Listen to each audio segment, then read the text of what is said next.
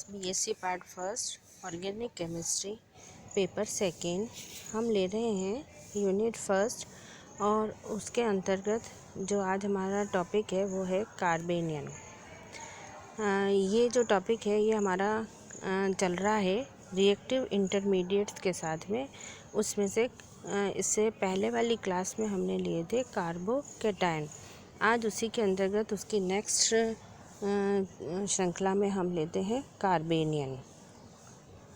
ये जो हमने लिए थे रिएक्टिव इंटरमीडिएट उसी श्रृंखला में है, और जो सेकंड है वो है अपना कार्बेनियन। कार्बेनियन ऐसा समूह जिसमें केंद्रीय कार्बन परमाणु पर 8 इलेक्ट्रॉन तथा ऋणावेश हो कार्बेनियन कहलाता है। ये न्यूक्लियोफाइल होते हैं क्योंकि इनके ऊपर नेगेटिव चार्ज है, इसलिए ये न्यूक्लियस को चाहने वाले होते हैं।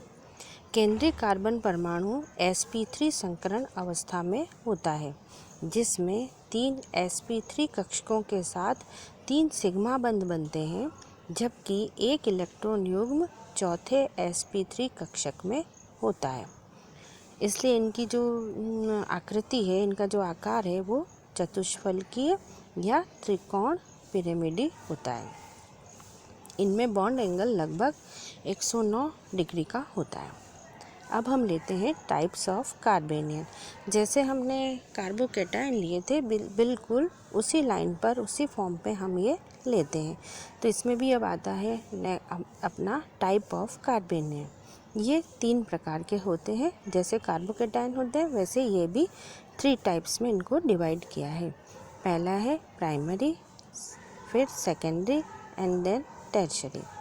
प्राइमरी कार्बोकेटायन इनको हम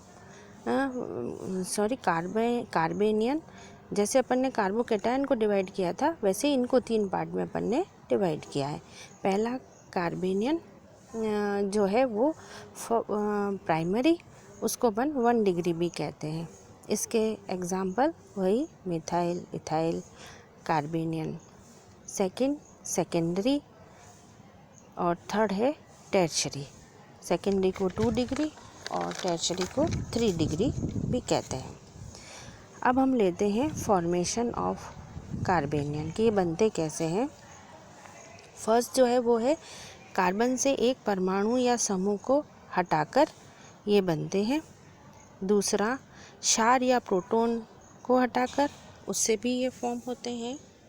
थर्ड हम लेते हैं इसके अंदर जो नेक्स्ट है वो है ऑर्डर ऑफ स्टेबिलिटी कि ये कैसे स्थायी होते हैं। बिल्कुल उसी पैटर्न पर, कार्बोकेटायन के पैटर्न पे ही हमने इनको लिए हैं। इनके जो स्टेबिलिटी का ऑर्डर है वो कार्बोकेटायन के विपरीत होता है। इसमें सबसे ज़्यादा जो स्टेबल है वो मिथाइल, फिर 1 डिग्री, फिर 2 डिग्री और फिर 3 डिग्री। इसके स्टेबिलिटी को भी हम प्रेरणिक प्रभाव द्वारा समझाते हैं। कार्बेनियन कार्बन पर जैसे जैसे एल्काइल प्रतिस्थापियों की संख्या बढ़ती है, उनके +I प्रभाव के कारण कार्बन पर ऋणावेश बढ़ता है, और जैसे जैसे ऋणावेश बढ़ता है उसके कारण स्थायित्व का जो क्रम है वो घटता है और इसकी रिएक्टिविटी बढ़ती है। इसके बाद हम लेते हैं इफ़ेक्ट ऑफ सब्स्टिट्यूएंट। ये हमने यहाँ पर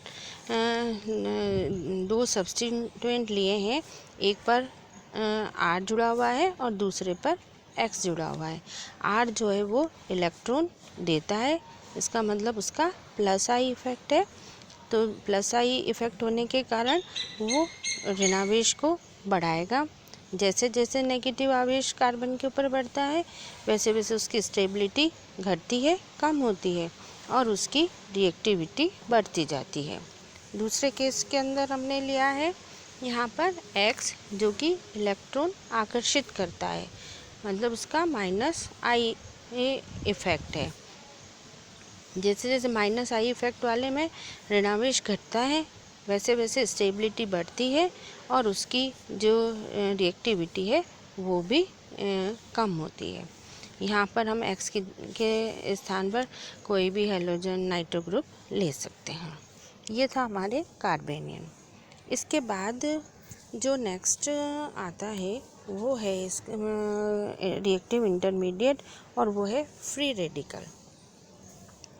फ्री रेडिकल वह परमाणु या समूह जिसमें एक ऑड या अयुग्मित इलेक्ट्रॉन उपस्थित हो मुक्त मूलक कहलाता है। ये विद्युत उदासीन या इलेक्ट्रोफाइल होते हैं। कार्बेनियन की तरह ये भी नॉर्मल कंडीशन में sp3 हाइब्रिड होते हैं तथा इनकी पिरामिडी या चतुष्फल की संरचना होती है। ये भी कार्बोकेटायन और कार्बेनियन की तरह 3 पार्ट्स में इनको डिवाइड करते हैं, प्राइमरी, सेकेंडरी और टर्शरी। ये भी 3 तरीके के होते हैं। उसके बाद आता है इसमें formation of free radical. Free radical कैसे बनते हैं? पहला है एक कोवैलेंट बॉन्ड के होमोलिटिक फिशन से। जब एक सहसंयोजक जो है उसका होमोलिसिस ब्रेकिंग होती है तो उससे फ्री रेडिकल बनते हैं।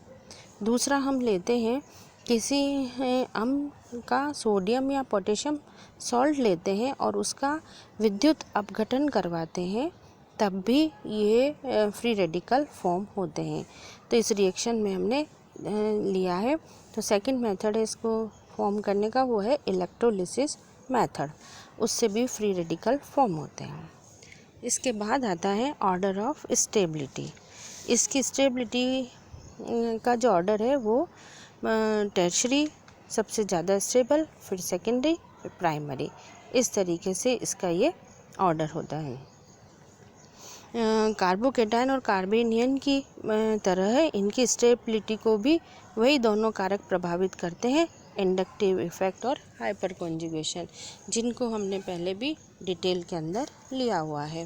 तो ये प्रभाव इनकी स्टेबिलिटी और रिएक्टिविटी को समझाने के काम में आते हैं। ये हमने कार्बोकेटायन में भी देखा, कार्बेनियन में भी देखा और फ्री रेडिकल में भी देखा। तो ये रिएक्टिव इंटरमीडिएट्स हैं जो अभिक्रिया के दौरान बनते हैं और उससे हम रिएक्शन की मैकेनिज़्म को समझाते हैं। Thank you.